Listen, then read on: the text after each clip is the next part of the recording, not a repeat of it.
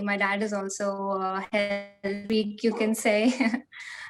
So I have been into health too, as even as a teenager or so. But I work out here and on and off. My husband works out as well. He's also a health nut. So being healthy has been in the family, I would say that. And I have become passionate about health since my daughter health hasn't been so good. So I have always been passionate about health and sustainability, and for over a decade now. And I'm also a software engineer, and I've been working in this field for over a decade.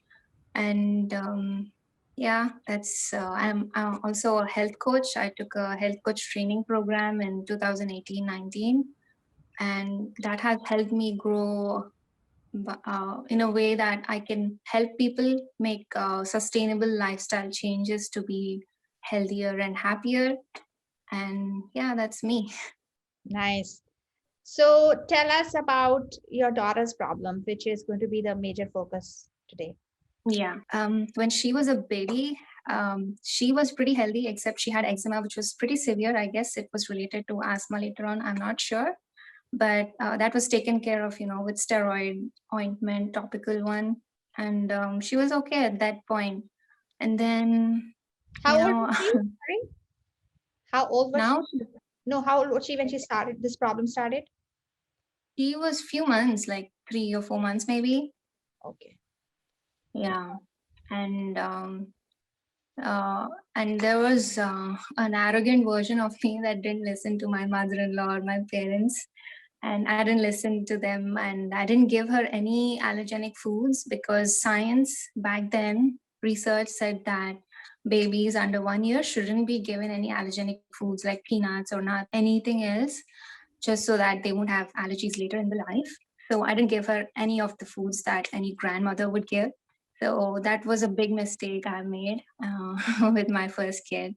And later on, she developed some allergies, and I'll go into that. But when she was 9 months old, she had bronchiolitis. She was having difficulty breathing, and we took her to the ER, and she got the typical rescue inhaler medicine and with a nebulizer. And my husband had asthma when he was a kid, so it was kind of chalked up to genetics. Mm. And we have been healthy since I got pregnant. We switched to everything organic because I was reading up on everything, how to be healthy and what to do for the baby, even during pregnancy and all that stuff. And but we were still eating rice, wheat, packaged food, which were kind of healthy, with the plastic water bottles and so on. So when she turned, after she turned 1, I made a banana walnut bread for her, and she ate it. She liked it, and then 15 minutes later, her face was swollen up. We panicked and we took her to the ER. It was thankfully not life threatening, but we found out she was severely allergic to walnuts. And later, we got her tested, and it was she was too young for a skin test, which gives accurate results, but the blood test gave a lot of false positive information. So we avoided a lot of them at that point in foods. And typically, she has green peas and chickpeas, although chana kind of foods. She's allergic to all of them. So if she has them, she'll get hives on her mouth. She used to. Her lip would swell up and something like that. She would react. And walnuts is the worst, but typically, so she's allergic to pretty much all the nuts. So we avoided all the nuts and all the allergenic food for her. And from there on, she had those asthma attacks, but they were not too frequent. But she probably had like 2 or 3 a year. So when she was 2, we saw a pulmonologist, and she put her on a preventative medicine, which was like 2 puffs twice a day. And we followed that.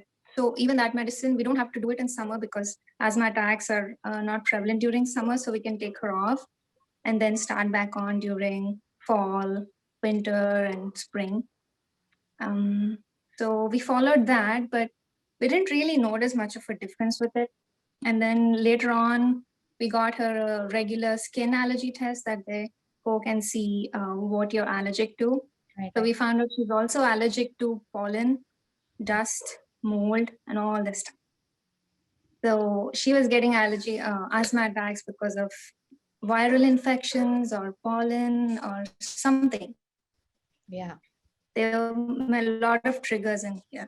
So they put her on another preventative medicine called Singular for preventing pollen allergies.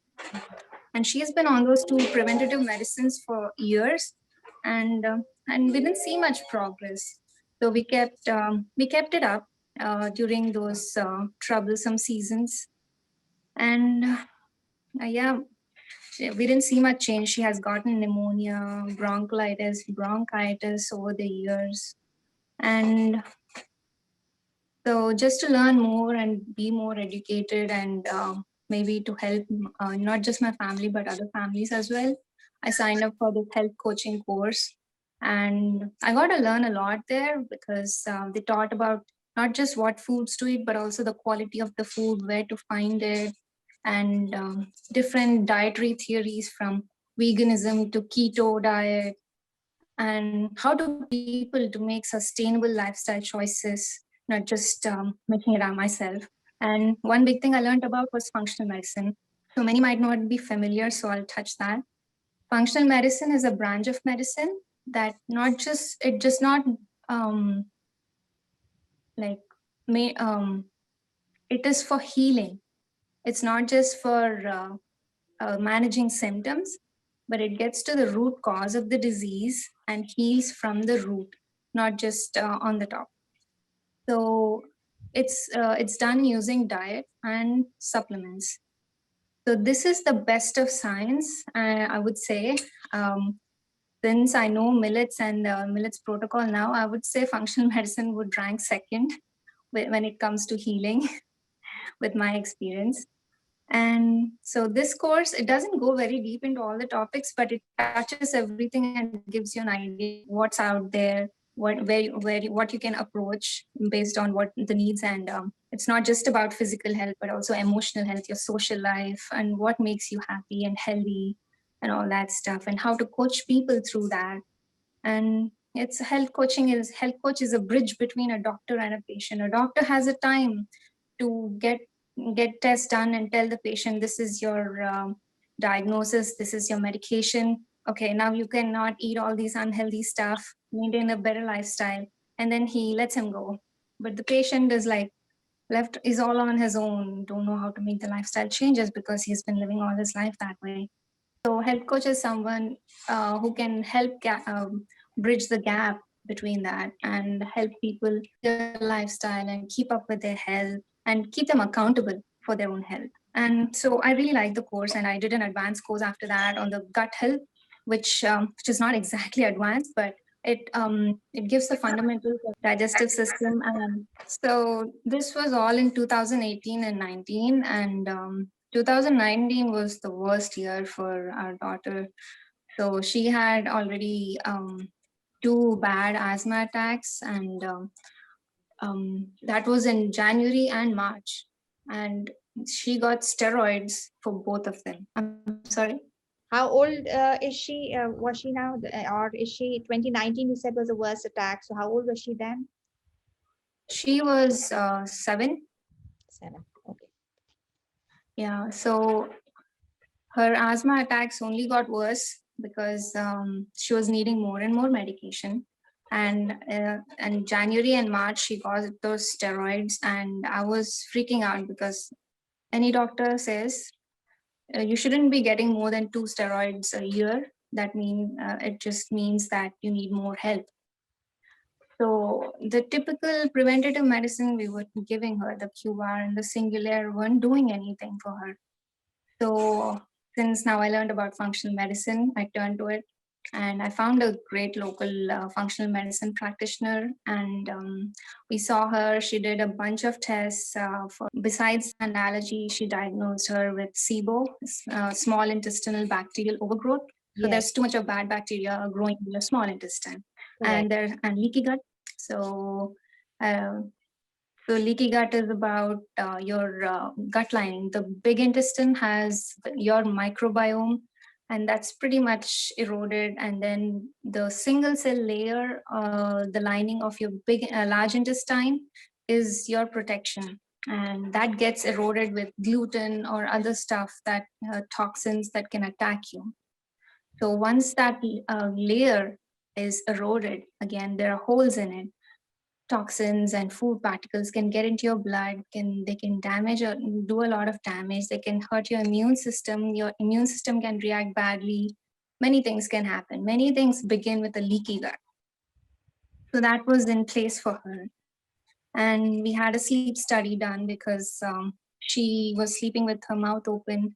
She would wake up in the middle of the night many times, and the sleep study went fine. She was okay with it, but she also had myofascial therapists see her, and we realized that she had a tongue tie. Um, the tongue tie is something because your tongue is attached to the bottom of your mouth with a tissue. So if you have too much of that, it holds your tongue down. Your tongue, when you're resting, it needs to be up. If you're just relaxed and sitting, you should notice that your tongue is touching the roof of your mouth. That Right. is the natural position. Why is this? Why is that in place? Is that it keeps the roof of your mouth, the palate, in a flatter position, flatter shape. If the tongue is not sitting on the roof, it's sitting down, it naturally arches up. So what happens then is that arching of the palate puts pressure on your airways. So that prevents you from breathing properly, from sleeping properly, and that's a whole host of things. Wow. So we got the tongue tie removed, and we went to see a therapist for that. And she trained for her tongue to stay up, and we, excuse me, we did that for a while. And for the rest of the stuff, the functional doctor had put her on supplements for all the inflammation and the SIBO and the leaky gut. And she was on like 15 to 20 supplements.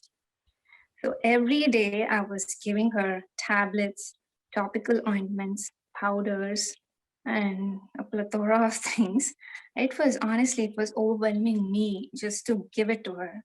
And on top of this, I had to follow a restrictive diet because no wheat, no rice, no sugar, and the typical things, avoid everything.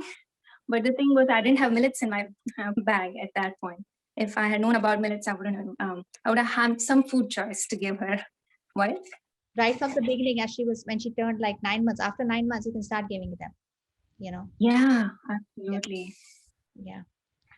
So that whole year, I mean, she had asthma attack after asthma attack, and I just by looking at her face, I could tell that she was really sick. And she had these dark circles with allergies, and she had these white spots. She just looked like she lacked life in her face.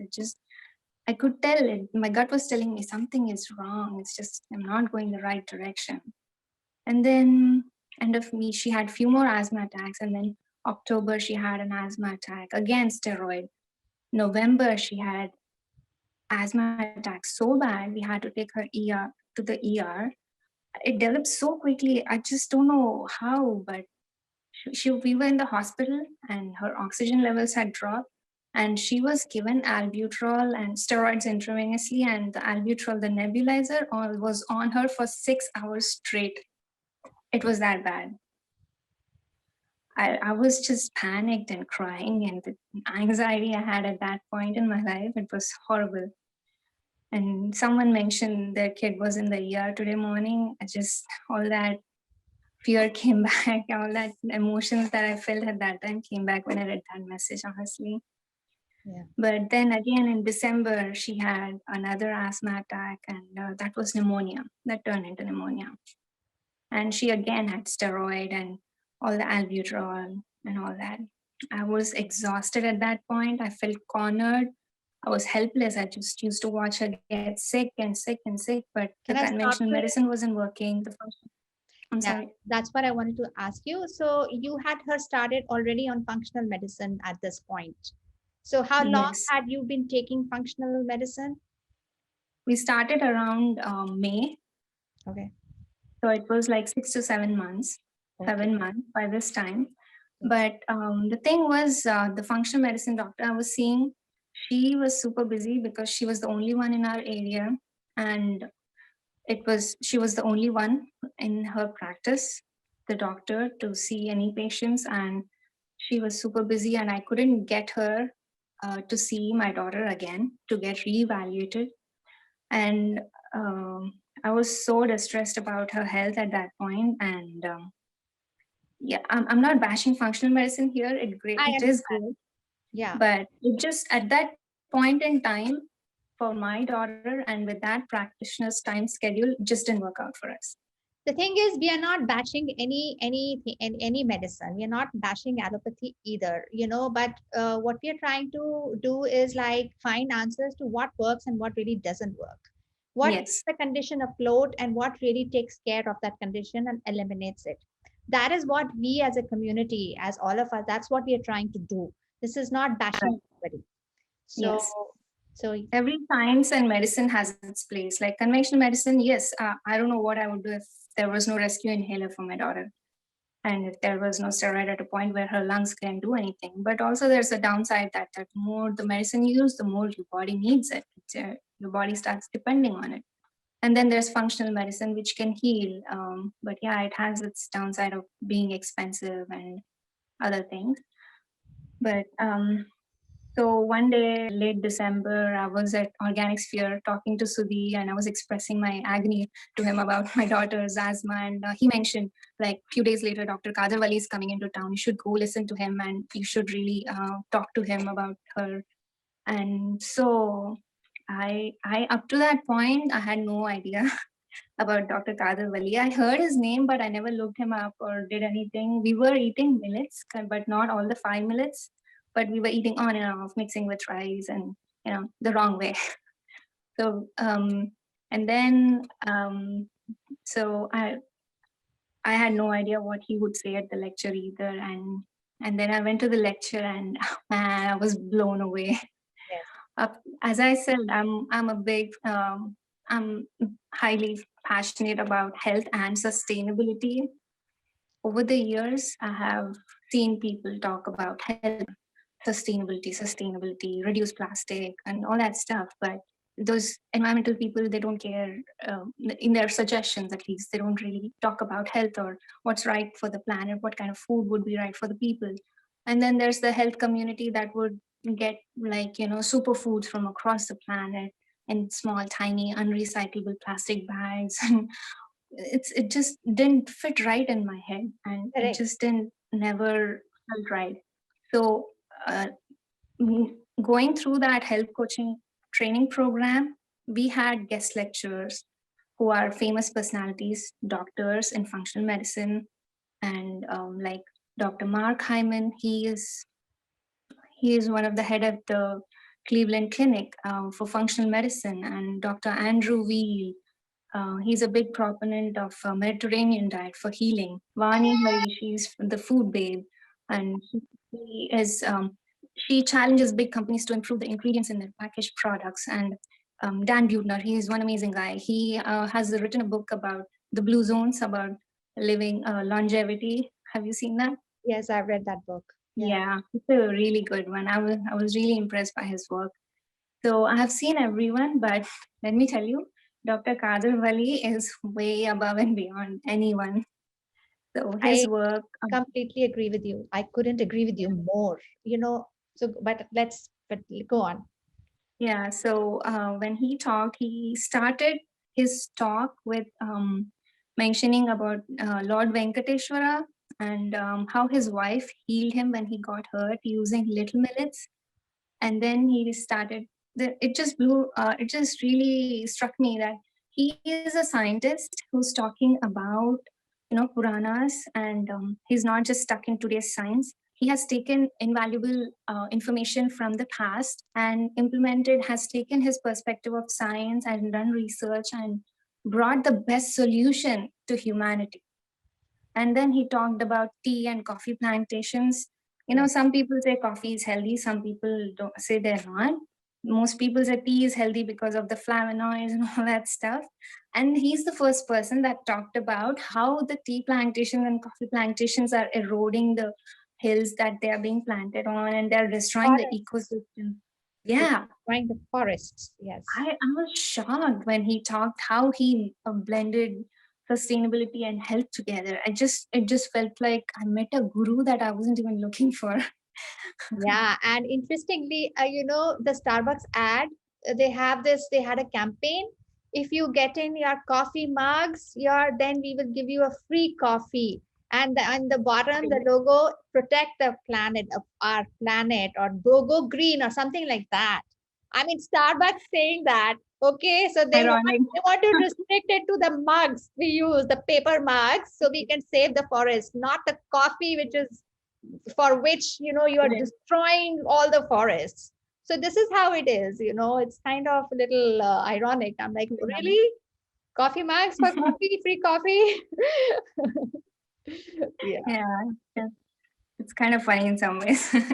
I was really felt relieved, honestly, and felt elated and really happy seeing knowing someone like that. So I also met him personally to talk to him about his health, and it was such a wonderful experience today. He talked about people who have cured their asthma with his protocol, and he assured that she'll be fine, just go under the protocol and all. And then we talked about environmental pollution and all that stuff. And uh, it's amazing that there are many people who are in the health industry for good reasons and bad, because it's such a big industry now. Given the health of the people now, there's a lot of scope to make money. But Yeah. he is in it for not at all for the money. He is doing it just for a better world. Yeah. It's something commendable, and you don't get to meet such people. I mean, I don't know anyone else who does that Right. on such a big scale. And who is also promoting, who's giving away his protocols for every condition, just like that. Like every health condition, Yeah, yeah, he's right? not feeling And the book either. here here, look around us. If you look around us, somebody who has invented or stumbles across one herb, right? Maybe even if it is one herb, they will turn it first Let's into start a cashing it. nutraceutical. Exactly. And then they will make videos on, like, okay, stop, but wait, but this is what it happens. Those videos, we've seen umpteen of those, right? But wait, It's there's so more to it. annoying. And but at the end, so if you buy this is my magic pill that will cure everything for you. So here I'm giving you a deal: one bottle for this much, and three bottles will be this much. Right? This is Yeah, one herb they discover. So this is the attitude. yeah, It's how you see things, right? And here is a person who has done so many years of research, found out what really underlies most problems, because our body is functioning as one unit at the end of it, right? So you have to set the entire system right by this way. And so he has all this protocol here. World, this is for you. Make best use of it. You don't have to pay me anything. Go on and make, and then you can share your experience. yeah. He could have been a millionaire, but he chose not to. Yeah. So go on. Yeah. So yeah, that's the best part of it. His solution is affordable. It's for anyone or everyone to use, and functional medicine works, but it's also expensive. And millet protocol is one of the cheapest. I mean, I know some people complain that millets are expensive, the Ghana oils are expensive. But let me tell you, if you go the functional medicine route to cure yourself, you'll be paying in thousands of dollars. I'm only comparing because that's your next best bet for curing your chronic diseases. I don't know if So you will be yeah, fully cured. Do you think you will be fully cured also by going this functional medicine route? Taking like 15 to 20 pills, as you yourself commented, every day, and they're all pills which are not plant, they're plant derived. Probably every single one of them is likely plant derived, right? So why not go yes, to plant food? derived. So why not food itself? Exactly. So you're getting the nutrition Yeah. from millets. So why would that be the case? Like, what do you think about functional medicine? You've rated it very highly, I heard people talk about it like who have cured themselves of diabetes with functional medicine Mhm. and asthma and other stuff. That's why I am sure it can be cured, but it might not be the truth for everyone who tries it. Maybe, maybe not. I'm not sure. Yeah. But yeah, millet protocol is the simplest functional medicine, if you go that way, it's pretty complicated. Even the supplements have the, as you said, the plant derived extracts, and it's yeah, you're paying a lot to the doctor and for the supplements. And here is a man, simple man, showing you simple ways. Just cut up some leaves and boil it in water for 5 minutes, and then drink it every day, and eat millets instead of rice. And it's just part of life. You know, people say food is medicine. Food is medicine. That is true, but if your body is already damaged and you're just eating clean and healthy, healing is hard to healing is not part of it. Millets are the food that can actually heal you. I- if you go the functional medicine route, you're taking that healing through supplements. That's the difference here. And also, So, we're not sure. Like, did your doctor tell you how long it will take for the effect to kick in? How when she will start experiencing some positive results? well, she didn't say exactly when she would get the start seeing, but she said it should be a 2 to 3 year course overall. So, but then after we met him and got information on the asthma protocol, we started right away the next day, and we all started eating millets as well. And within a month, her face started glowing. It was back, like she was. I could see the life return to her face, and she looked so good and so much better. And I quit functional medicine. I said it's just not working out with us, and so I have taken an alternative route. So goodbye. So that was done, and we've been on millet since then for over a year now, and we are happy and much healthier. Also, one thing to point out is since COVID hit right after we started millet, she has been homeschool. She's been on virtual school, so she's not exposed to all those viral infections she gets at school.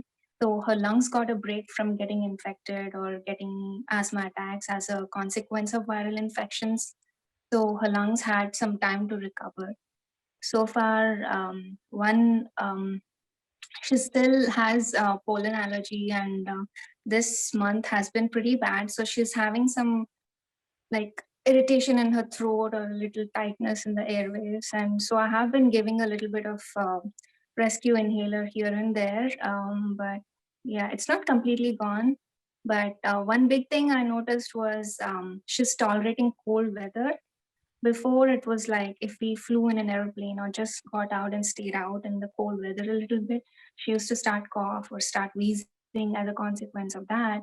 But now, last winter, she was out playing with her friend with a jacket and a mask and all that, and she has been doing fine. We even had a snowstorm, and we had no power.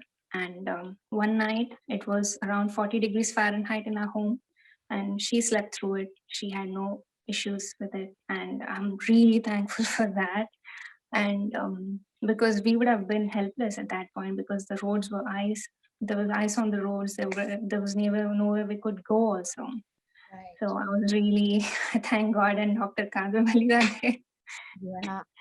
So tell So me, Ajita, but how does she eat them? Like do you is she, are you following the protocol for her, right? Strictly the protocol?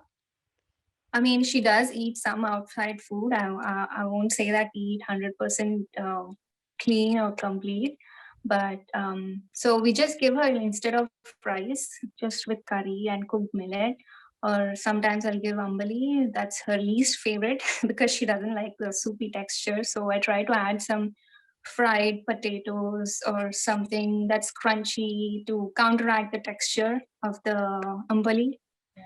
And she's okay. She's not too picky, and her food habits have also slowly changed lately. And she's not too picky, and she eats much better. And she also listens to me, and she has high regard of me because I'm a health coach, and she thinks I know everything, which I'm very thankful for. I don't know how long that's gonna last, but You have the so she credentials for listens. her, like the mom with the credentials, like with half now Yeah, you're a doctor. yeah. Sometimes she'll ask me, Mom, can you tell me a health coach lesson? Teach me something, which I find I'm very thankful for that. Yeah. So teenage is gonna have it might change things, but yeah, she is good. I mean, she listens when I tell her things about health, and yeah, someday she wants some unhealthy food, which I give it to her just because I don't want her to rebel against millet someday. So when she wants something, I give a little bit of it so that she's happy and she sticks to the millets. Yeah. And are you giving her the kashayams, the herbal decoctions? Oh yeah, she drinks kashayam without any problem. Okay, so you are more, you're like more like particular and strict about. So is she doing it like every day? You finding you found the herbs that she needs. Yeah, like the protocol back then when I talked to Dr. Kader was a little different. So all it needed was pepper, ginger, turmeric, and Pongemia pinnata. Okay, And he suggested that we have pine trees, a lot of pine trees here, and oak. He said both are similar, and you can alternate them with every each cycle. So right, we've been doing that all along, and it's right. been And working. you can give instead of Pongemia pinnata, if you don't have it, you can use gongura, sour leaf. Oh, is it okay? I didn't Yes, know. I found it in the farmers market this weekend. Oh, I that's got a nice. bunch. So that Yeah, was, farmers market are incredible. That's one thing I would suggest to everyone. Just yes, go to a local farmers market and find a local seasonal organic. You have to ask the farmer if they grow. I compare produce. Like once I got broccoli from the farmers market and I got broccoli from grocery store. My husband got it. And then 2 weeks later, the farmers market broccoli was still looking fine. The one we got from the grocery store was all, it had fungus and all that on it. So there's a huge difference. yeah, there is. I would also urge everyone strongly to go to the Yeah. farmers market. It might seem like it is maybe more little more expensive, but where it is coming. It's local farmers. It's so important to support local farmers. Yeah, it So even like supports local economy, it supports your health. yes, It's a win-win, honestly. yes, right. That was just wonderful. So your daughter is not completely 100% off, so I want to say that too, so that there's no false impression Right. created here. This is a journey, and I am positive that you continue. The more you get on this path, the better you get. So, and that's not always sudden. It cannot happen overnight for all of us. Even I am not 100% everything good. I also have here and there stuff, but Yeah, one can see, and the learnings your daughter will learn from you, and now she already holds you in high esteem as a diet food expert, so which is another yeah, big blessing. Otherwise it's that's one's battle already, because it's a battle with our children too, and the yeah, older they are, at the time that we have come to a better realization, the harder it is for the whole family to get on this path. I want to open this for everyone else if there are questions, or unmute yourself and feel free to ask Ajita any question. Ajit Sukanti here. So you mentioned about the pine and oak, like the kashayam. So I'm yet to start on the kashayams. Like, how do you do that? Like, kind of the pine leaf or like the pine seeds? pine needles, the leaves. So The I just get a bunch of them, wash them, and then I just cut them up with scissors and boil them in the water. the brown ones, the cone, pine cone. No, The not the cone. The pine needles or the leaves that look like long okay, stick. grass. Okay, the leaves. Okay, okay, got it. Same for oak, right? Oak also the leaves you boil and then Correct. okay. Just boil Yeah. them only that in the water, right? You don't add anything else, just the No. boil. Okay, Yeah. thank you. I think it is the same. Chavi, you mentioned about gongura. Gongura also, you just put a handful of leaves, gongura leaves, and boil that and make kashayam, right? Correct. Okay. Yeah, Yeah, that's right. I'm yet to follow the kashayam protocol. So thank you. Yeah. So anyone else would like to ask? And yes, impressive following protocols. A proud mom feels positive. Your credentials. So yeah, that's a comment. Yes, we are also proud of you. Thank you, Ajita. So are there any more Yes, questions? someone asked dairy free. Yes, I don't give her any dairy myself, but sometimes she asks for pizza I have to be honest. Being a health coach, I still give her some junk food. I don't want to give an impression that I feed her absolutely clean food. I don't. I want to keep her sane and myself sane. So she eats the occasional pizza, and that's about it. I do give her sometimes yogurt because it's probiotic. I know it's not from the right kind of milk, but it's occasional. I'm okay with it. But the other thing also to note is, so you cook millet instead of rice. Correct. Yeah. So there is a difference between yogurt and curd.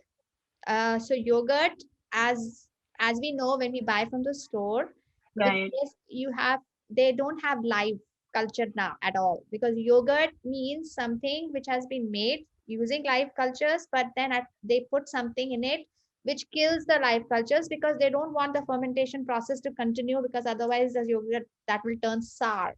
So Right. Yeah. most people are not aware of this fact. So when they go buy yogurt thinking they are getting probiotics and live culture, that is not happening. You are not getting any live cultures. You're getting is metabolites of the fermentation process.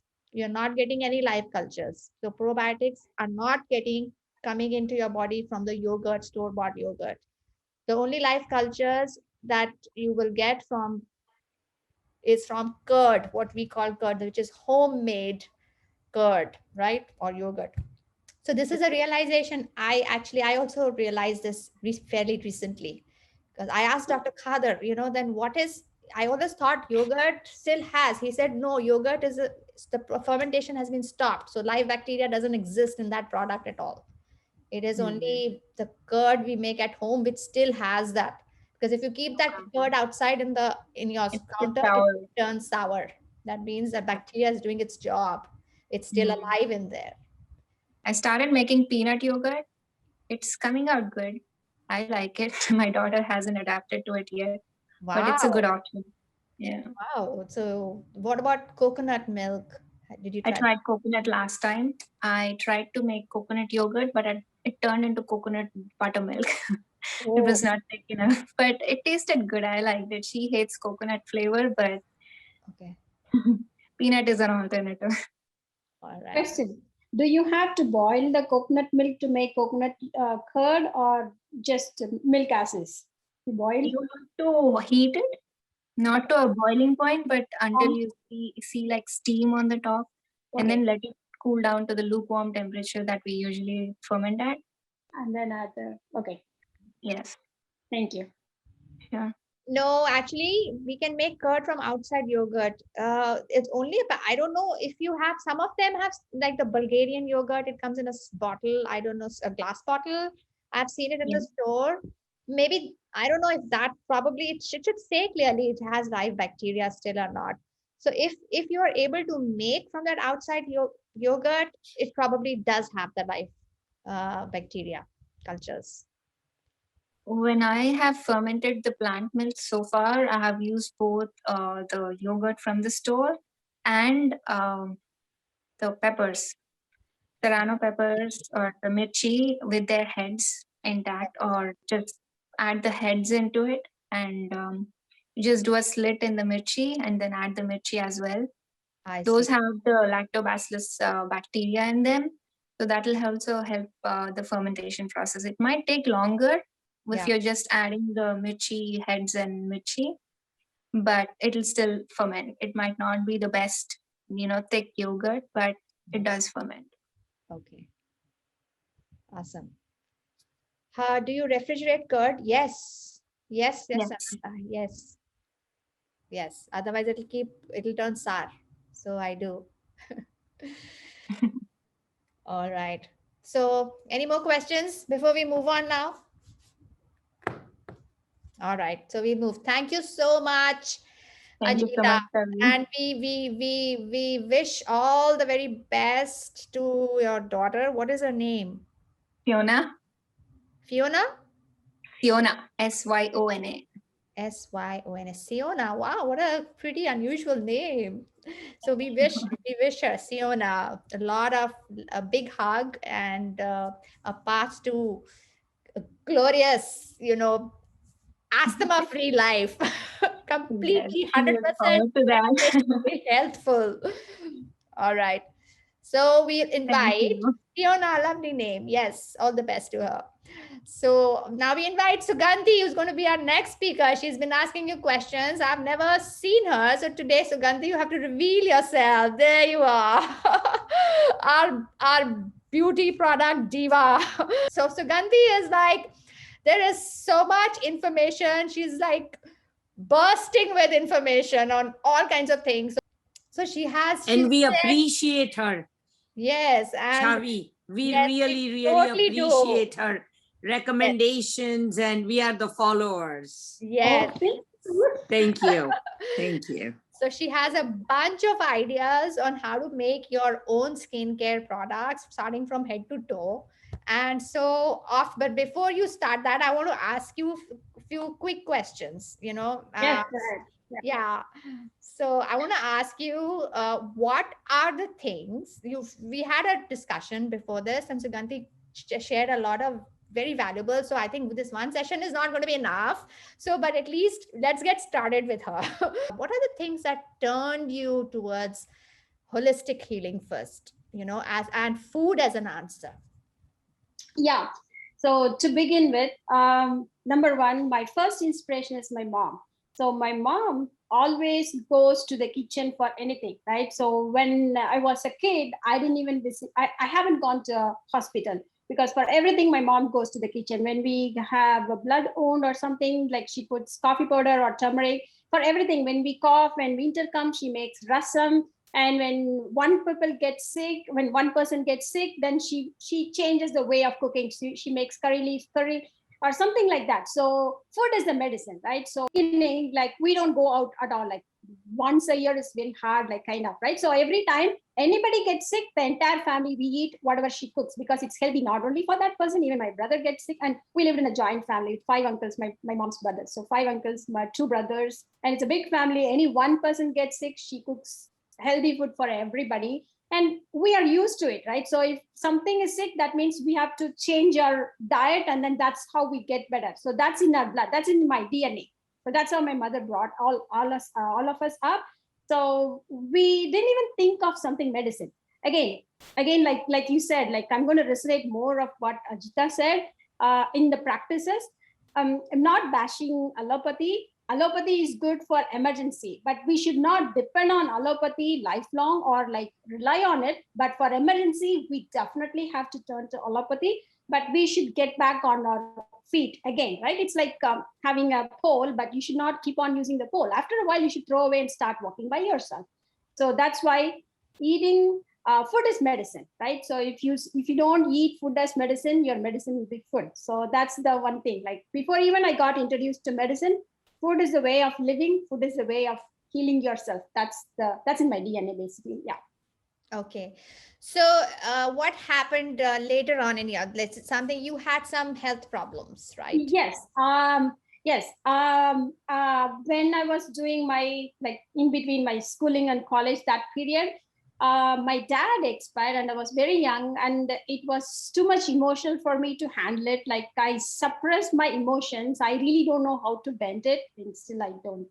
So what happens, like I have controlled all those feelings for a year or two, and like that compressed inside, and then I started having nervous breakdown. And at some point I even for the nervous breakdown, my mom was healing, like giving all those medicines, kind of like medicine in the sense, food as a medicine, different type of food, kind of way. And I started like like putting it inside, dumping it inside, and then I started getting epilepsy. So once that epilepsy, obviously, like it's an emergency, so we have to turn to allopathy. That's when my mom took me to the hospital, and then like they gave me medicine and all those things. I started taking medicine, right? So I thought like, okay, so these emergency, we have to take medicine. That's in my mind. Again, I started taking. At that time, like for a while, I kept taking medicine. Every time we go for a checkup, they add different tablets. They replace some tablets. The tablets kept increasing, right? It's like I was eating food as a medicine. I was like, there's something wrong, and like I was like, keep on refilling the tablet with different tablet, or the increasing the dosage, kind of like it kept on going for year or two. Actually 2 years I took tablets, and by then I was in a hostel.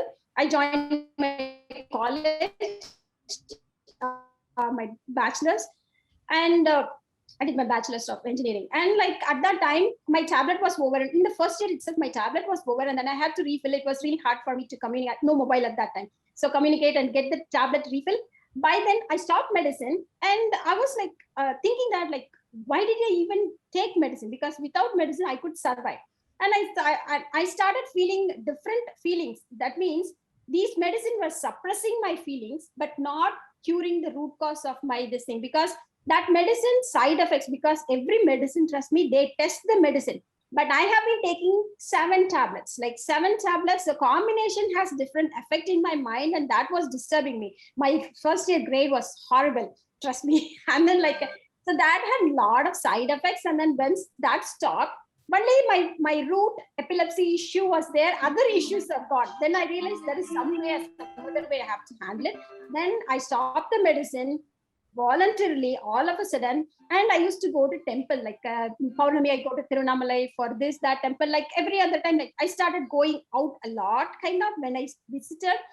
I started getting information from Siddhas, like there will be Siddhas. Like one thing I realized from my experiences, if you are looking for something, universe will provide you. I started looking for like, that should not be, medicine is not the way. Like turning to allopathy and getting myself cured at that time is good. But afterwards, I should stop relying on medicine for 2 years. So I started like, okay, how do I do it? Then I stopped that, and I started doing meditation, yoga. I turned to that and started doing meditation and everything. That cooled down. Then I started looking inwards. That's when I learned that don't look for answers outside. The answer is inside you. Turn yourself in. So I started looking for answers inside, and then made peace with it. It's like things going to happen for everybody. I'm not going to say like it's going to be different for different people. Everybody is going to face something in their life at some point of life, maybe once or twice, touch wood, like you don't know, but it's going to happen. Life is all about how you handle the things that happens to you, right? More than me reading outside or looking for answers, I started looking inside and realized like, this has happened. Like, what do I do next? Like, let me take over it, right? So after that realization, everything turned out. Then I realized like body itself is something, it can heal by itself. It is telling you that something is wrong, and then you listen to it and then react to it. Then things will go normal. Then you can continue your life. That's the realization happened. It took me some time though, but it happened. And I wouldn't say happy, but that realization is a good feeling and good experience I gained. Like it's amazing feeling. So that was an amazing feeling. That's when I started like, okay, don't rely on it. Close your eyes, sit, imagine, feel inside, and listen to your body. If you listen to your body, you're good. So don't look for answers outside. It's inside you. So you got rid of all your medicines then? Yes, I got rid of all the medicines, and then I started meditating, and then like I turned to yoga and all those things. And I started focusing inside and diverting myself. Whenever the feeling comes, I have to divert myself. Like after a certain time, like even if I don't divert and then feel in the moment, like being in the present moment, right? So I have been living in the past, thinking about how I'm missing all these things, right? So being in the moment, live the life, take care of it, and then move on, kind of. All those, trust me, everybody has told me that. But until I realized that, and the voice have come from inside, I did not feel that. I did not follow it. But listening is different from feeling the sound from inside, right? So that really helped me to get over it. And then, yeah, it was a great journey. Yes, that's awesome. It's a realization, right? Yes, that is so Yes, important. exactly. Some light bulb turns on somewhere. Something you've heard, you've read, and you've heard a billion times. Maybe probably didn't mean anything to you, but it turns on, takes on a new meaning, when you realize it from within. Yes, I know. Exactly. Right. So all this while, thank you for sharing a little bit of your past. So, we've all come to this path, right? Food is, so we, this is what ties us. Everybody who's here today listening, it doesn't matter how many or, how big or small, we share one thing in common. We are belief and conviction that it is food that will heal us, Yes. or it is a major component of healing. Emotional component is there, right? Like it can also cause disturbances, but those aspects are there. But now, a lot of it, there are ways to deal with it, but a lot of issues can be addressed by correcting the food we eat, Yes. even the environment. So all this while you were using all these products. Yes. These wonderful products, weren't you? So Yeah. when did you start? So obviously lot of us here know that you have been using these amazing products. So take us through them now. Yeah. So first and foremost, again, credit goes to my mom. And then I have been using, like, my mom, like, she doesn't let me use, like, even today, like, if I don't wear makeup, like, my mom's like, oh no, no makeup, like, don't spoil the skin. So for me, like, it's chemical, right? So for Your my skin is mom, so beautiful. It's thank glowing you. and lovely. Sure. So anything and everything, don't touch chemical. Like, I felt like that's why I'm aversion to chemistry. Maybe, like, she keeps saying, stay away from chemicals. Like, and also we are used to it. Like, in our house, we don't use soap or shampoo, and lotion or anything. So my mom, like, she makes the home, at home, she makes the powder, like herbs and all those things.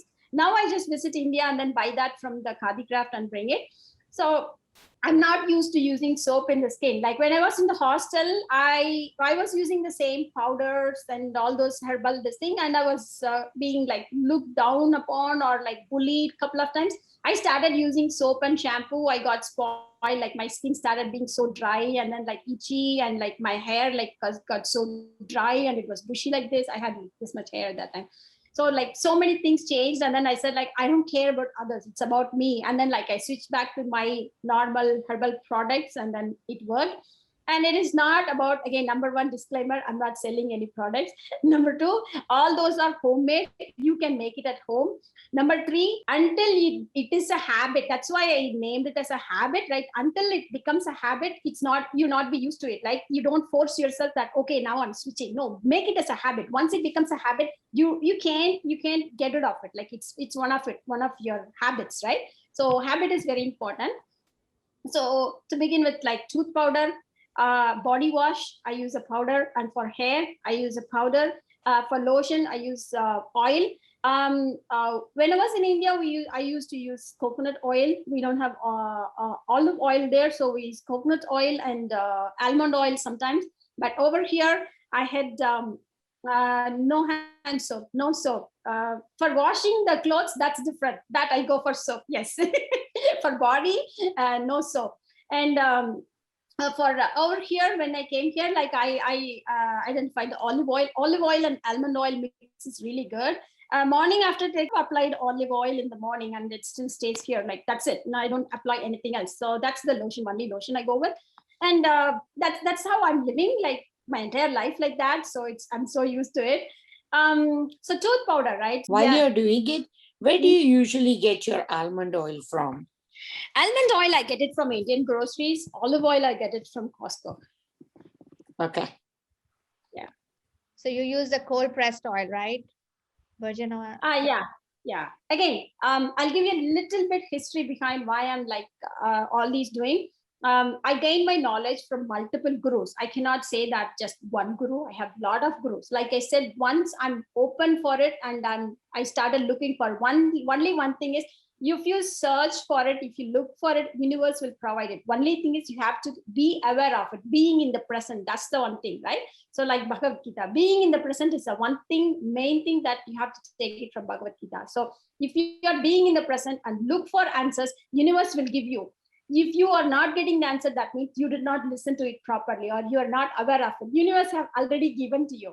If you are, it looks like you all have looking for it, and then universe is giving to you through me, maybe, right? So that's the answer. Like, I got it from multiple gurus. So first and foremost, I got it from a lot of siddhas from multiple temples. I used to go to Meenakshi temple, Tiruvannamalai temple, lot of temples, and every temple I go, I just go by walk, Girivallam, 4.5 hours walk, all those things. Everywhere I go, some sadhu will be sitting there. I don't know, all of a sudden, in Tamil, come papa, that means like come kiddo, kind of come kiddo. And then he started telling something, like, sometimes I don't even understand that, but sometimes I get the answer from that, and sometimes I understand it, like, after a couple of months or something, but sometimes anytime they say something, I put it on my mind. And there is somebody called Healer Bhaskar. He's from Coimbatore. He has given lots on anatomic therapy, like how your body can heal by itself, kind of. So I learned that from him. And Dr. Shivaraman, I learned a lot of cooking and healthy way of cooking, healthy way of eating habits from him. Dr. KV, like I have been eating millets for over 7 years, but after Shavi, thanks to you, you introduced me to Dr. KV, Dr. Kamirwali. That's when I learned the right way of eating millet, especially the ambali. So I learned everything, right? Whatever I'm sharing today is my practice over the past. And I'm not going to say that this is how I'm going to follow the rest of the year, rest of my life. But if somebody is going to give me some knowledge, I add to my current habits and then make it better. I keep getting better every day, getting knowledge from everywhere. So I am looking forward to learning a lot from you all as well. So I keep adding value to the current habits. And Dr. Selva, I forgot to say, Dr. Selva is one person who comes from India. He comes here, we organize a seminar, and then like he gives a speech on that. Like he's part of the Siddha. So Siddha practice, I don't limit to anything. Siddha practice, homeopathy practice, Ayurvedic practice, Dr. KV's practice, any practice, every practice is good. Only thing is you have to adapt to your body and listen to your body, and your body is the right one to say this is good, this is not good. This is not good doesn't mean that is wrong. This is not adapting to my body, so this is adapting to my body, so I practice this, and this I don't practice. That's it. I don't go about saying that, hey, what you said is wrong, kind of. I just adapt to it. So that's how I practice. For brushing, right? So for brushing, number one, you have to brush in the night. If you don't brush in the morning, it's okay, but brush in the night. That's the first thing I was so shocked, like, oh my God, really? It's like, yes, you have to brush in the night. That's when your real germs and all those things going to come. So brush in the night. For brushing, I make my own powder. It's like Tripala Churanam. You get it in the Indian grocery here. Tripala Churanam. Close. I will send all those everything to and then and just listen. I'll put it out, or you can put it out, and then whatever, we'll work it out. Yes, and also if I miss anything, please, something you got interested and I miss it out in write up, please let me know. I'll be happy to write it up. Again, my mantra is sharing is caring, because many people have shared it with me. I wanted to share so that we all practice and we all get good. So tooth powder. So if I get excited, I talk fast, please stop me if I'm talking fast. So tooth powder, cloves, sea salt, no salt, right? No table salt, sea salt, cloves, sea salt, and half. Like I just put the ingredients, like measurements, everything. I'll put it in the write up. Sea salt, cloves, tripala churnam, mix them into the powder and keep it. And then I use that to take this thing. One thing happened was I used coconut oil. Coconut oil is so good for brushing. What I did is I mixed coconut oil and the powder together, make it into paste and brush. I got a couple of stains in my teeth. So I stopped that, and then the stains remained, but no more stains. So I think the coconut oil and the combination of the powder creates stain. So don't use the combination. You may try it and it might work for you, but this is my point. So if you are using coconut oil, use coconut oil separately, powder separately. So I brush tooth powder daily in the night. I brush, and sometimes I add for flavor, like I add the neem powder, neem leaf powder. I get it here, so I add neem leaf powder. Neem leaf powder is really good for cavity. I add it later, and then like morning brushing, I add cardamom to it, so the fragrance is good. So I got that feedback from when I go in the morning. I add cardamom and I say good morning, and like, oh, nice fragrance, like oh, nice. So cardamom is good. So I begin my day with brushing with that and end my day with brushing that. After brushing, it's another way is that way I brush, so I don't eat anything afterwards. I can't eat anything afterwards. So I'm limiting on my diet as well.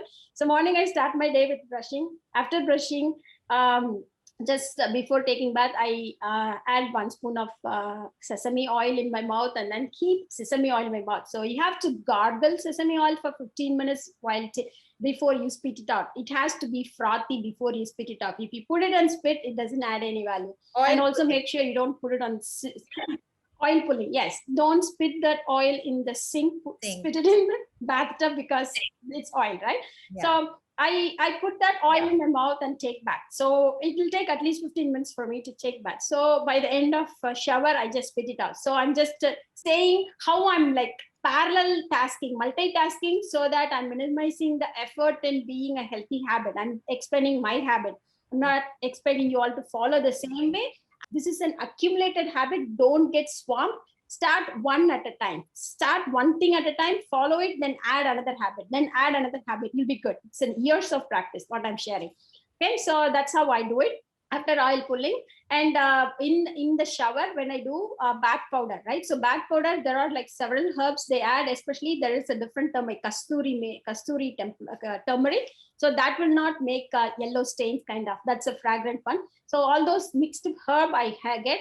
If I'm run out of that herb, I use dosa batter also. I use like any flour that goes bad in the kitchen, like the rice flour or basil flour, any flour that goes bad in the kitchen goes directly to my bathroom. I use one of that and then mix that and take bath. And I have orange in my backyard, so that orange peel I sun dry and make into powder and mix it in my bath. So I take bath in that. So that's a good way of taking bath. So what I do is I just apply all over the body and then take a shower. That's it. It's actually just even easier and simpler rather than applying soap and then cleaning. Less water, and the water also will not spoil the chemical is not there in my bath showered water, and that also is not, it's good for the environment as well. So I'm used to it, and skin looks very soft. Yeah. So do you make a paste and then rub it on your body, or just the powder? No, I mix it into a paste. So what I do is, that's a good point. So every day I rinse the millet and the rice for dosa batter, and millets I make. Those water is there, right? That water goes back. That's what I'm saying. Anything that goes waste in the kitchen goes directly to the bathroom. So that water, I use that water to mix and take bath, right? So yeah, so mix that into a paste and then take bath, and bath is done. So once I come out of the shower is the lotion. So lotion, head bath I'll come later.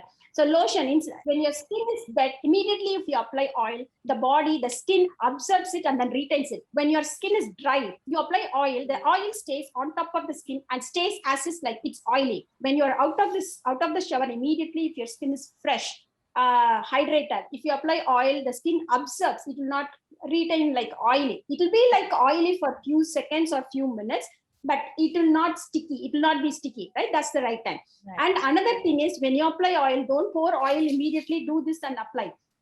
When you apply oil, pour oil in your right hand, add a couple of drops of water and rub it like this. When you rub it, you get frothy, white. Yes. That forms like a lotion. Then you apply on your face and your entire body. Then that is like a lotion. You feel like the lotion is on your skin, not oil. Right? There are different ways of, while applying oil, I do acupressure massage, right? Acupressure massage is something like, I have like several points. I'll just put the entire body massage. I will put it later in the writing. But what I do is, if I'm applying oil to the face, I just apply it and then it becomes whitey, frothy kind of. I just apply it on the face and then do like this. This is one pressure point. Then I apply it like this. Here, another pressure point. This is another pressure point. And then I apply it here, and then like I do it like this. With this finger, I put a pressure point here. Then there is a pressure point here, pressure point here, pressure point here, pressure point here, right? And there is a pressure point here. While applying the lotion, my lotion, the oil, I do like this, like I'm applying the pressure point and the oil is applied. So that's how say for hand, like I apply like this. There is a pressure point here, and then I do like this. I do like this. And I do like this. So while applying lotion itself, I just touch all the acupressure points. It's like kind of acupressure and also applying lotion. That's how I form the habits, you know. Awesome idea. Okay. So yeah. So for head, Tuesdays and Fridays are hot days. I don't know why, but like that's how it's formed. But Tuesdays and Fridays, my mom instructed that you have to take head bath on Tuesdays and Fridays. So I'm used to it, and then later realized that's a good habit. So Tuesdays and Fridays, apply sesame oil and castor oil. So I mix castor oil and sesame oil. Castor oil I buy it here, sesame also I buy it here, and then apply it on the head. So pour it on the right hand and apply it on the scalp first, and then apply it. And once that is done, at least for 20 minutes, you have to expose yourself in sunlight. So applying oil, and I apply it to the entire body. If I'm in the backyard exposing myself, I wear like kind of pull up the pant and pull up this, so that the maximum exposure to sunlight with that oil gives you a lot of calcium. So you apply the castor sesame, right? So that's how you get calcium on Tuesdays and Fridays. And body only sesame, for castor oil only for the head. Yeah. What is the Sugandhi? What is the portion of castor oil and So what I do is I do like 2 spoons of castor oil, put it on the hand. It will be very sticky. The viscosity is very high on castor oil. What I do is I put like 1 spoon or 2 spoons of castor oil, put it like hand like this, and then put it all the way to the scalp, all the way to the scalp. Afterwards, I put little bit of sesame oil and then apply it on the hair. Sesame oil goes on the hair and castor oil goes on the root. So that's how I apply it. Then when the hair becomes oily, I just leave it. It's not like exact proportion. First, put castor oil and put it on the scalp. Then on the hair, you apply the sesame oil and it both gets mixed. And then the rest of the body, I apply only sesame oil and expose sunlight. Two things you have to remember. On Tuesdays and Fridays, while taking head bath, don't cut your nails, don't cut your hair. So this is one strict rule my mom ensured that I don't do it, right? So after later on, I realized when we are doing this head bath, our body gets a lot of calcium. If we cut nails, and this is my realization, if you cut nail and cut your hair and nail needs a lot of calcium. The calcium the body occurs goes for growing the hair and growing the nail. You want the calcium for your bone. So if you don't cut your nail and hair on Tuesdays and Fridays when you're taking head bath, all the calcium you get goes for strengthening your bone. Okay, so this is my realization on the head bath policy and head bath habit. And for head bath, I have like shikakai powder and I have usulam pudi. That's something like, and like soap nut is there. So mix of that, and sometimes I add hibiscus powder and orange, lemon, all those things. I mix that and then I take it back. And sometimes when I break, I use a fresh coconut, right? So when I break open and again, don't drink coconut water on Tuesdays and Fridays, because when you take head bath, it cools down the body. On the days when you take head bath, don't eat anything that cools down your body. That means like winter melon, coconut water, something like that, right? Because when you take bath, you're cooling down the body. You eat anything that cools down your body, it even further cools down the body. That is another thing to avoid. And one more thing to avoid, you get very good sleep in the afternoon. Please don't do it. If you sleep in the afternoon, you will get sleep because it cools down the body. If you sleep in the afternoon after taking head bath, your body further cools down, you get cold. So don't do that. Okay, that means your body is cool. So night. Yeah, I've heard this for night. Never take a head bath and go to sleep at night because it will feel cold. And now you're adding the other dimension. Yeah, sleeping means cold. Sleeping reduces the body temperature. Taking head bath reduces the body temperature. So if we put together, then your body gets cold. So your body is like, when you take head bath, your body is cool. When your body is cool, you feel so lazy. So you have to be active. So that's why after head bath, if possible, go stand in the sun. It's okay. That will be good. Otherwise, you just do a walk something. Use sesame in summer also. Yes, summer, winter, every day. Like in winter, if I don't have sunlight, it is okay. It's fine. I try not to bother, but it's okay. I avoid castor oil if it is no sun, because it cools down. If your body is a cool body, avoid castor oil. You can just go with sesame oil. My body is a hot body. It's a pitta body. So castor oil is okay for me. So I add it. In winter, I avoid castor oil because it further cools down the body and already there is no sun. I just avoid it. And again, when you're taking head bath, that is the only day I use warm water. Other days, I use cold water to take bath. Taking bath in cold water is good. If you put warm water is okay. If you take bath in hot water, that takes away the energy from your body. So add cold water is good. So for head bath is when I use the warm water or the warm water. Sugandhi, Yeah. Normal body. Sugandhi, Yes. so you do not put the castor oil and sesame oil. You don't put it together in a bottle and keep it ready. You do separately. Yes, if you put them together, castor oil settles down and then sesame oil stays on top. Remember, the viscosity of both oils are different. It will not mix properly. So keep it separate. So add castor oil and then apply it on the head. Then you apply sesame oil. It's fine. You don't have to mix it on the proportion. Don't worry about it. You'll be good. Okay. So for looking at your picture, use castor oil, just 1 or 2 spoons, apply on the scalp. And then sesame oil, apply on all your hair. Sesame oil goes all over the hair. Castor oil goes only on the scalp. remember, castor oil is very sticky. The viscosity is very sticky. It's hard for you to put it, right? So you don't want castor oil on the hair. It's really hard for you to get it off. So apply sesame oil. It'll be good. Root is where you need castor oil.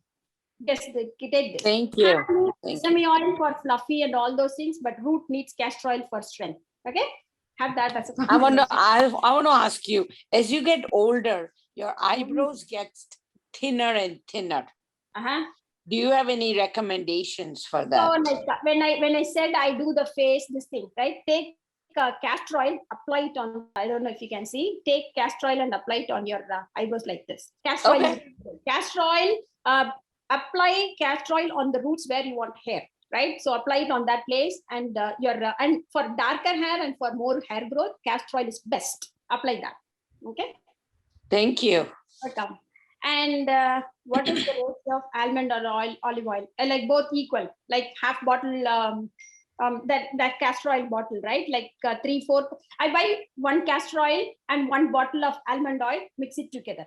That's it. 1 bottle of almond oil on. See, I'll put it this way. If it is almond oil, too much almond oil is also good. Less almond oil is also good. You go with the consistency. What I do is I buy 1 bottle Costco's olive oil and 1 bottle almond oil. It'll be a glass bottle, 1 bottle like this, and mix them together and then have it like that. So the previous olive oil bottle will be there, and then olive oil into 2 olive oil bottles, and this almond oil bottle half here and half here. So you really don't have to go for proportion. And only olive oil is also good. Only almond oil is also good. So you can experiment. There is no proper proportion that you have to follow. There is no this thing. So it's not a limitation. You can mix and match.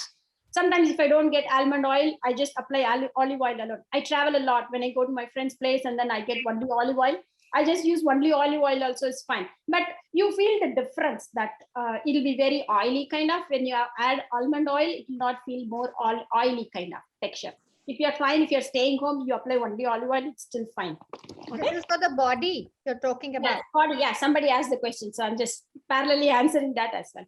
So after, while applying oil, you do the massage. And for head bath, we went through that, shikakai powder and all those things. Herbal.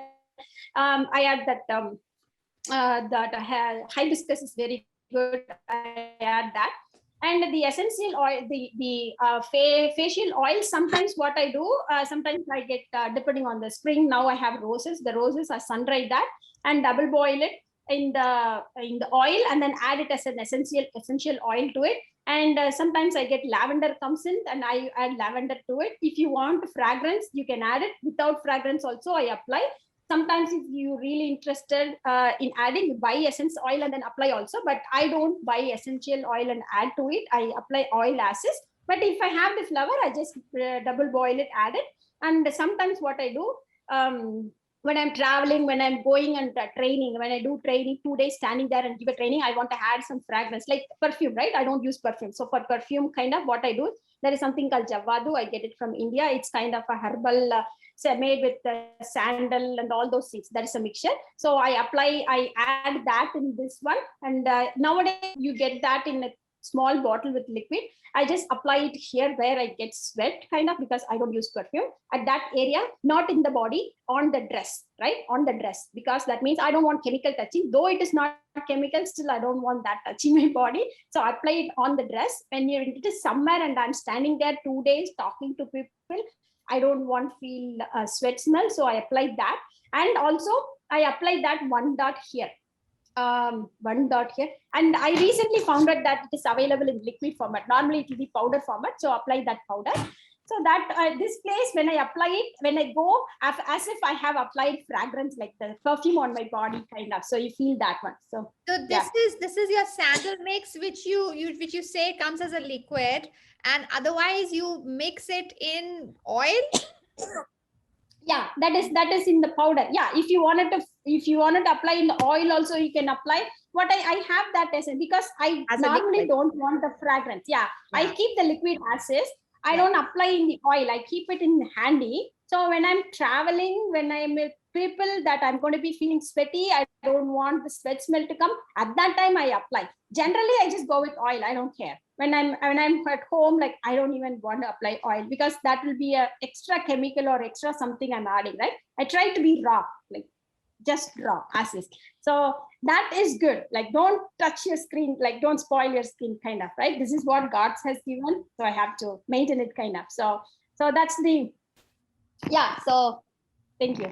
So this is the bottle, I got it. So can you see? Yes. So this is the bottle. What I do is when I open this is Roller. concentrated, right? So what I do is that's a roll on, kind of. So I just apply it like 3 and 3, and afterwards I just rub it here.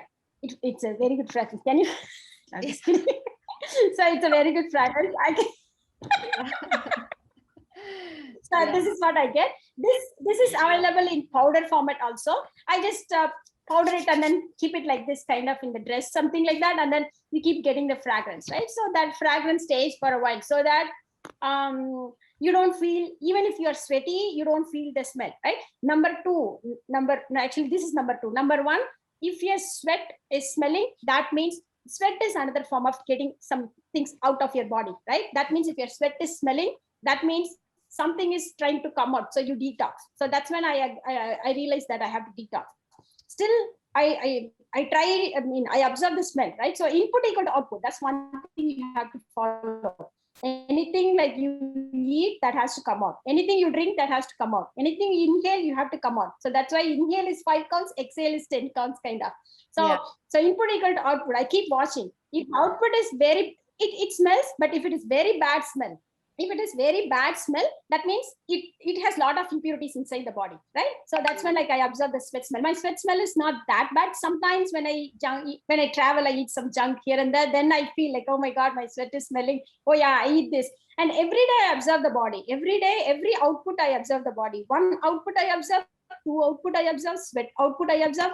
Anytime I feel a difference in the consistency or difference in the smell or anything, I just listen to my body, like, what did I eat different today? Why is it different today? Kind of like, it's kind of listening to the body, constantly watching your body, right? When you keep doing that, you stay a healthy life. Otherwise, doctors have to take the blood and then tell you that you did not eat properly yesterday. Duh, I should know what I ate yesterday, not somebody else to come and check my blood and tell me, like, looks like you ate too much yesterday. Like, no, I know, right? I should know. If I'm aware of it, that's what is being in the presence. Being aware. If you are being aware of what you are putting inside the body, and 1 or 2 days, if you are putting bad thing and it is coming out, it is okay.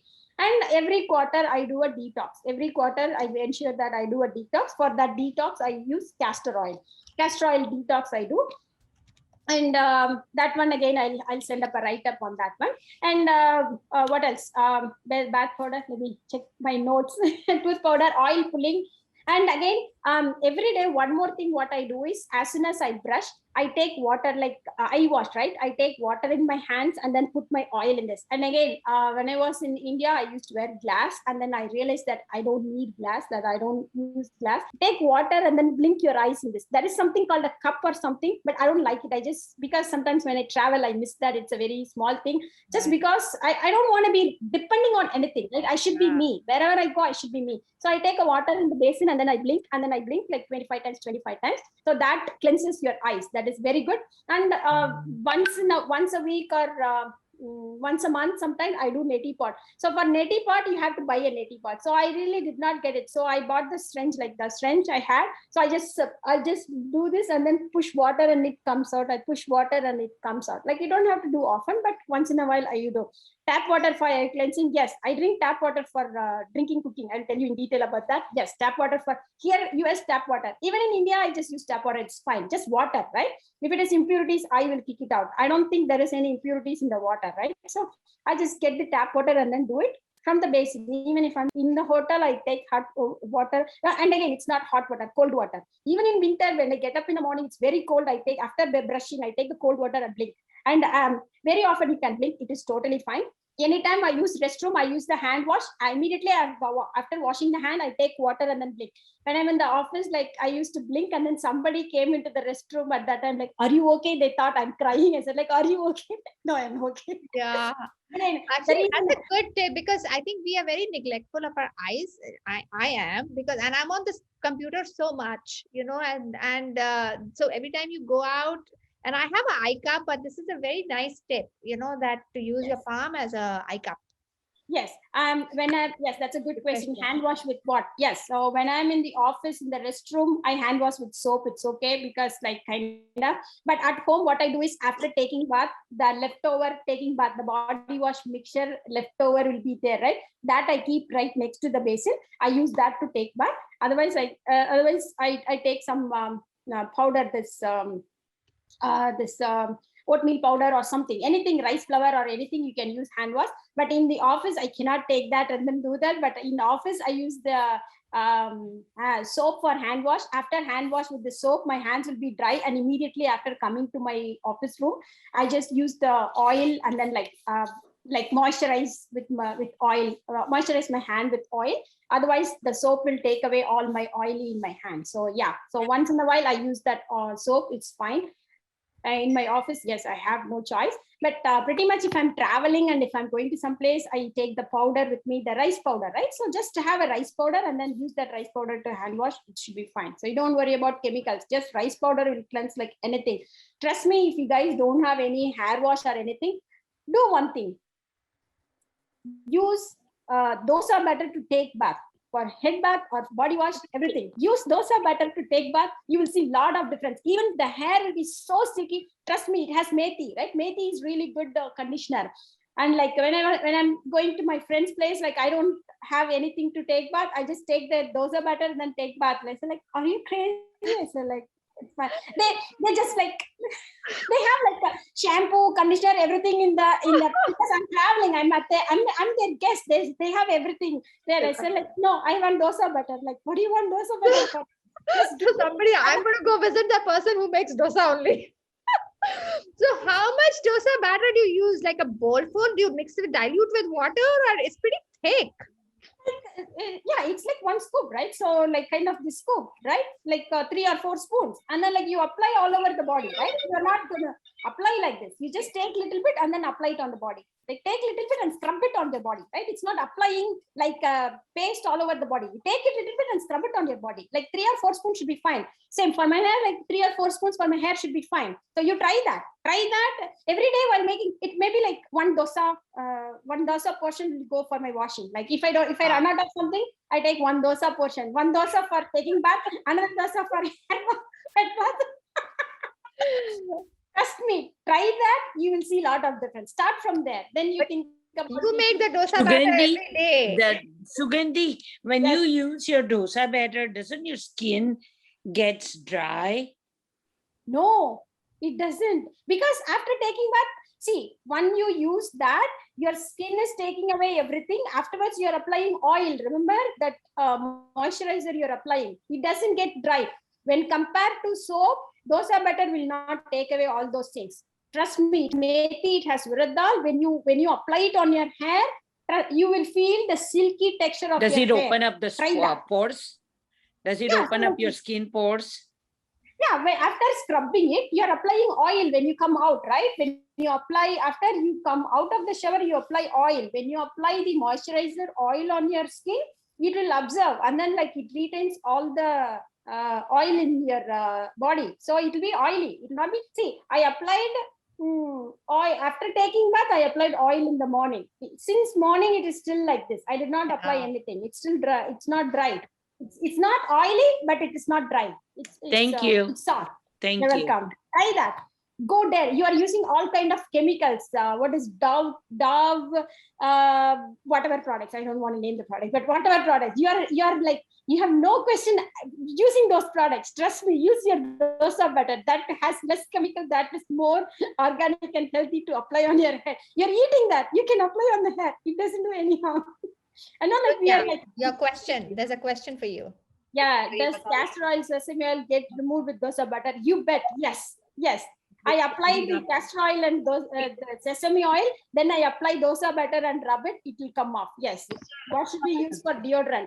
So deodorant, like I said, this is what I use. I don't apply it on that area. See, what happens is that especially underarms, right? So there are some glands, especially for ladies, that for men and women, we have glands and we take off the hair, and that area is directly attached to the RB, right? So that is directly attached. So you have to be very careful. You're not blocking the pores there. So I don't apply deodorant. No perfume, no deodorant. I go with this one. I don't even apply it directly underarm. I apply it near here on my dress, because if it gets spoiled in the dress, it's fine. If your dress is very good fine dress, put it on the inner garments. Don't put it on the body. But it stays longer when it is in the garments rather than the body, right? Use this. And if you really don't have all those things, go for sandalwood, rose water, mix that and then apply it kind of, right? So that's what I do. I don't use deodorant or no perfume, nothing. What should you use for deodorant? Okay, so I answered that question. Pulling, what oil are you taking? I know Dr. Khader has recommendations. What do you use for oil pulling? I use Checo oil that comes from it is not bull driven, but it is cold pressed, and it comes in tin container, not in the plastic container. So this is a steel container, tin container, sesame oil. Buy sesame oil and castor oil from them. First time I bought castor oil and it is good. My kid is a teenager who sweats when stressed. What do you recommend for it? Okay, so number one, too much stress. That means number one, meditation. Again, like not going for suppressing the root cause. Meditation, you take care of the body. And number two, if the sweat smells, go for a detox first. Once you do the detox, and then instead of applying the chemicals, try to suppress find the root cause and then eliminate that one, right? So do that. And if it smells, use this sandal, rose water is there. And those are the things I go for it. I try not to put any chemical, especially underarms, don't put any chemicals. And any chemical that you put on your underarms directly goes to your breast, and anything can happen in the breast problems. There are a lot of issues now happening because of that. So please, I humbly request, please don't use deodorant. Deodorant is the main root cause for breast cancer. So many breast cancers. I lost one of my friend, college mate, in breast cancer. So that is another eye opener for me to start sharing. Until then I wasn't sharing, and that's when I started sharing. Sharing is the caring mantra came after I lost my friend in 2015. When you put deodorant there, that you are blocking the passage there, and whatever chemical you put in your underarms, that goes directly to your breast. There is a link between, if you look at the anatomy picture, there's a nerve that goes from breast and it ends in your underarms. Please don't supply any chemicals to your breast. No, please don't do that. And if it smells, it's okay. I don't care. Yes, I smell. What do you want? You can use water. You can go to the restroom and you can just wash off water. Wash off with something. Do something else and use sandalwood and rose water. Anything. Any idea about alum or underarms? Yes. For me, like I didn't have that issue. Touch wood. I'm fine with this itself. So I don't have any problem, but alum also has aluminum, but I don't know. I haven't tried alum in that one. Please, if anybody tried, please let me know, so that if anybody asks me, I can share with them. And I share only what I practice. And another thing about the tooth powder, because you brought up alum, is like you can use baking soda or something to whiten your teeth, something. And I don't want to do. One more thing I want to say. I as soon as I came to US, I started using toothpaste. It was hard for me to get the tooth powder, make the tooth powder and all those things, right?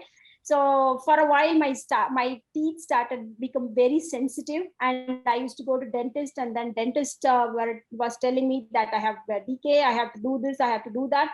And anytime I goggle with ice water, I get sensitive tooth. It's like very bad pain, and then I can't bite ice cube. Now after using the tooth powder, like I really don't have any of those problems. I can even bite ice cube, in the sense like the sensitivity is totally gone.